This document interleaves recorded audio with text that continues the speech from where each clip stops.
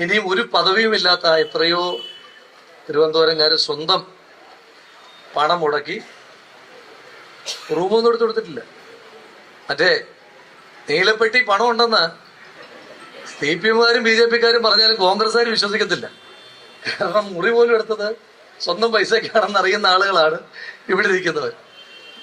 അപ്പൊ അതുകൊണ്ട് അങ്ങനെ ഒരു നമ്മുടെ ഓരോരുത്തരുടെയും ആവശ്യമാണെന്നുള്ള രീതിയിൽ തിരുവനന്തപുരം ജില്ലയിലെ കോൺഗ്രസ് പ്രവർത്തകർ നടത്തിയിട്ടുള്ള വലിയ സ്നേഹം. അത് മാത്രമല്ലല്ലോ, യൂത്ത് കോൺഗ്രസ് അധ്യക്ഷ നിലയിൽ ഈ കഴിഞ്ഞ ഒരു വർഷക്കാലം എന്നോട് ഇങ്ങോട്ട് വരുമ്പം ഒരു മാധ്യമ പ്രവർത്തകൻ പറയായിരുന്നു, കഴിഞ്ഞ 2 തിരുവനന്തപുരം യാത്ര ഓർമ്മയുണ്ടോ എന്ന് ചോദിച്ചു. ഞാൻ പെട്ടെന്ന് കണക്ട് ആയില്ല. ഞാൻ പറഞ്ഞു എന്താ, ആ 2 തിരുവനന്തപുരം യാത്രയും വന്നതേ എനിക്ക് ഓർമ്മയുള്ളൂ, പിന്നെ 10 ദിവസം കഴിഞ്ഞിട്ട് വീട്ടിൽ പോയത്. കാരണം അവസാനമായിട്ടുള്ള 2 തിരുവനന്തപുരം യാത്രയിൽ ഞാൻ പിന്നെ നേരെ ജയിലിലേക്കാണ്. അത് കഴിഞ്ഞിട്ടുള്ള ആദ്യത്തെ തിരുവനന്തപുരം യാത്രയായിരുന്നു. അപ്പൊ ജയിലിലേക്കൊക്കെ പോകുമ്പം എന്തോരം കോൺട്രിബ്യൂഷനാണ് തിരുവനന്തപുരത്തെ കോൺഗ്രസ്. നമ്മൾ സന്ധിവട്ട ഉടുക്കുന്ന കൈലി തൊട്ട് തിരുവനന്തപുരത്തെ കോൺഗ്രസ്സുകാരുടേതാണ് സംഭാവനകൾ. അപ്പൊ അങ്ങനെയുള്ള കാര്യങ്ങൾ. ശ്രീ സന്ദീപ് വാര്യരെ പറ്റി ഒരു വാക്ക് പറയാതെ പോകേണ്ട ആവശ്യം തന്നെ ഇല്ല. പറയാതെ പോകാൻ കഴിയില്ലെന്നല്ല, ആവശ്യം തന്നെ ഇല്ല. അപ്പോ ശ്രീ സന്ദീപ് വാര്യർ പാർട്ടിയിലേക്ക് വരുമ്പോൾ പല കോണിൽ ആശങ്കകൾ സൃഷ്ടിക്കാൻ ശ്രമിച്ചു. അപ്പൊ ആ ആശങ്കകളെല്ലാം ചോദ്യങ്ങളായി മാധ്യമപ്രവർത്തകർ ചോദിക്കുമ്പോഴും പ്രസ്ഥാനം നമ്മളുമെല്ലാം പറഞ്ഞിരുന്ന കാര്യമുണ്ട്. അപ്പോൾ ശ്രീ സന്ദീപ് വാര്യരുടെ പൂർവകാല നിലപാടുകളല്ല, അപ്പൊ ആ പൂർവകാല നിലപാട് തുടർന്ന് അദ്ദേഹം ആ മേഖലയിൽ തന്നെ നിലനിന്നോട്ടെ എന്നല്ല നമ്മൾ വിചാരിക്കേണ്ടത്. ആ നിലപാടുകൾ തിരുത്തി മതേതരത്വത്തിന്റെ ചേരിയിലേക്ക് ഒരാൾ വന്നാൽ, അപ്പം ആദ്യമൊക്കെ ശ്രീ സന്ദീപ് വന്നുടനെ BJP-യുടെ സംസ്ഥാന പ്രസിഡന്റ് തന്നെ പറഞ്ഞത് രണ്ടാമതൊരാളുടെ പിന്തുണയില്ലെന്ന്. അതെന്താന്നൊക്കെ ഇപ്പൊ ജനങ്ങൾക്ക് ബോധ്യപ്പെട്ടിട്ടുണ്ട്. പക്ഷെ ഞാനെന്ന് പറഞ്ഞു, രണ്ടാമതൊരാളുടെ വേണ്ട, ഒറ്റൊരാളുണ്ടല്ലോ. വർഗീയതയുടെ ചേരിയിൽ നിന്ന് ഒരാളുടെ എണ്ണം കുറഞ്ഞാൽ പോലും അത് മതേതരത്വത്തിന്റെ വലിയ വിജയമാണ് എന്ന നിലപാടാണ് നമ്മളും പ്രസ്ഥാനവും എടുത്തത്. ഒരു കാര്യം ഞാൻ അങ്ങനെ സസ്പെൻസ് ഒന്നും ഇടുക, ശ്രീ സന്ദീപ് ആ വരവിലെ അവസാനത്തെ പേരുകാരനല്ല എന്ന ഉറപ്പ് പാലക്കാടിന്റെ ജനപ്രതിനിധി എന്ന നിലയിൽ ഇവിടെ നൽകുവാൻ ആഗ്രഹിക്കുകയാണ്.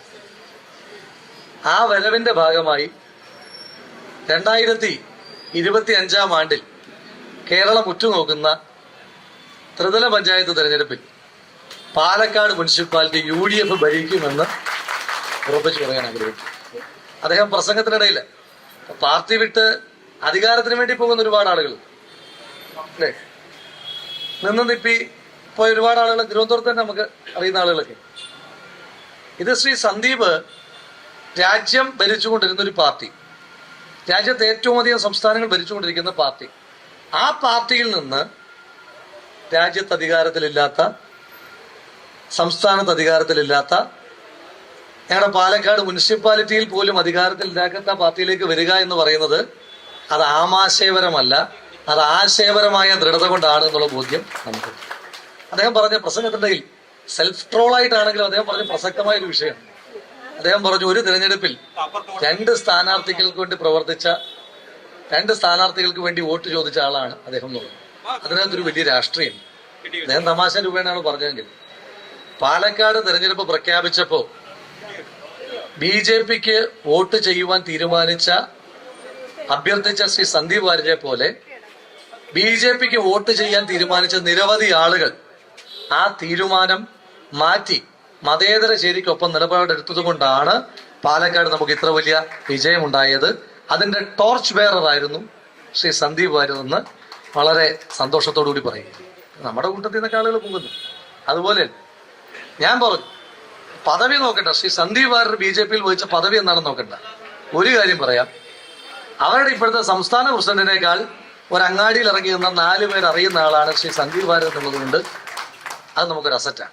അപ്പം ആ അസറ്റ് അവിടെ അവസാനിക്കുന്നില്ല, അതൊരു ഫിക്സഡ് ഡെപ്പോസിറ്റായി ഇനി കറണ്ട് അക്കൗണ്ടിലേക്ക് നിരവധി ഡിപ്പോസിറ്റുകൾ ഇങ്ങനെ വന്നുകൊണ്ടേ ഇരിക്കുമെന്നുള്ള കാര്യത്തിൽ ഒരു സംശയവും വേണ്ട എന്ന് മാത്രം പറഞ്ഞുകൊണ്ട് എല്ലാ കാലത്തും ഒരു KSU പ്രവർത്തകനായി തിരുവനന്തപുരത്തേക്ക് വന്ന നാൾ മുതൽ ഇന്ന് പ്രസ്ഥാനവും മുന്നണിയും തന്ന അവസരത്തിന്റെ ഭാഗമായി പാലക്കാട് ജനത നൽകിയ അകമഴിഞ്ഞ സ്നേഹത്തിന്റെ ഭാഗമായി ഒരു നിയമസഭാ സാമാജികനായി ഇവിടെ എത്തുന്ന ദിവസം വരെ തിരുവനന്തപുരത്തെ കോൺഗ്രസിന്റെ പ്രവർത്തകർ നേതാക്കന്മാർ നൽകിയിട്ടുള്ള അതിരുകളില്ലാത്ത നിർലോഭമായ പരിധികൾ വെച്ചിട്ടില്ലാത്ത ആ പിന്തുണയ്ക്ക് സ്നേഹാഭിവാദ്യങ്ങൾ. നന്ദി പറഞ്ഞു കഴിഞ്ഞാൽ അവസാനമായി പോകും. ഒന്നും നന്ദിയില്ലെന്നല്ല, സ്നേഹാഭിവാദ്യങ്ങൾ.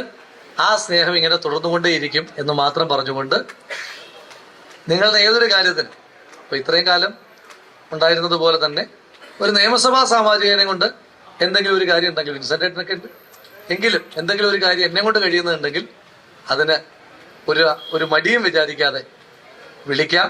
ഇനിയും പ്രസിഡന്റ്, നമ്മൾ അടുത്ത ഇതുപോലുള്ളൊരു സ്വീകരണം എന്ന് പറയുന്നത് 2026 ഒരു 8-10 UDFന്റെ MLA-മാർക്ക് കൊടുക്കുന്ന സ്വീകരണമായി അതൊരു വലിയ പന്തലിൽ നടത്തണം, വലിയ സ്വീകരണം നടത്തണം. ഇതിപ്പോ നമ്മൾ പെട്ടെന്ന് അറേഞ്ച് ചെയ്തതാണ്.